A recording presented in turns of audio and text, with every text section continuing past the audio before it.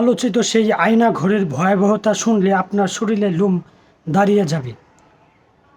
তো আয়না ঘর থেকে মুক্তি পাওয়া কিছু ব্যক্তিদের মুখে আমরা কিছু কথা শুনব। সম্পূর্ণ ভিডিওটি দেখুন যে আয়না ঘর কতটা ভয়ঙ্কর একটি ঘর। আমাকে 2017 সালের ইলেকশনের আগে আমি এয়ারপোর্ট যাচ্ছিলাম আমার মেয়েকে আনার জন্য। আমাকে 8-10 জন লোক বহুদিন ধরে ফলো করছিল। আমার গাড়ি ভেঙে আমাকে নিয়ে জোর করে 2টা পিস্তল থেকে আমাকে নিয়ে গেছে এবং আমাকে আয়না করে নিয়ে এসে এখানে রেখেছে। আমি যেহেতু সেনাবাহিনীর অফিসার এবং এই ঢাকারই অফিসার, আমি ঢাকা সেনাবাহিনী ছিলাম, আমি জানতাম কোথায় আমাকে রাখা হচ্ছে এবং সেইখানে প্রচন্ড নির্যাতন করা হতো লোকদেরকে।